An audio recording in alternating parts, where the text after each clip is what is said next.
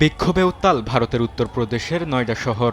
উচ্চ মজুরি ও উন্নত সুবিধার দাবিতে রাস্তায় নেমে আসে কারখানার শ্রমিকরা।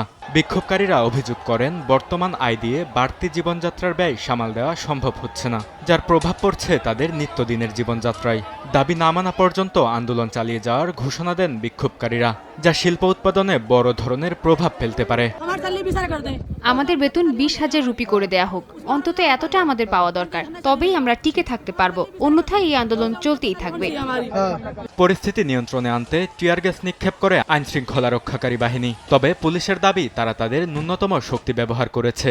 ঘটনাস্থলের চিত্রে পরিস্থিতির তীব্রতা স্পষ্ট হয়ে ওঠে।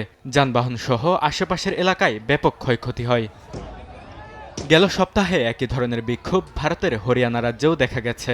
সেখানে সরকারের পক্ষ থেকে ন্যূনতম 35% মজুরি বাড়ানোর সিদ্ধান্ত নেওয়া হয়। এই উদাহরণ সামনে রেখে নয়ডার শ্রমিকরাও তাদের দাবি জোরালো করছে। সুপ্রিম কোর্ট যেভাবে নির্দেশ দিয়েছে, প্রতিটি কর্মচারী ও শ্রমিককে প্রতিদিন 783 রুপি করে মজুরি দিতে হবে। হরিয়ানা, গুরুগ্রাম এবং মানেসারে ইতোমধ্যে বেতন বৃদ্ধি পেয়েছে, সর্বত্রই মজুরি বেড়েছে। আমরা একই কারণে এখানে আন্দোলন করছি।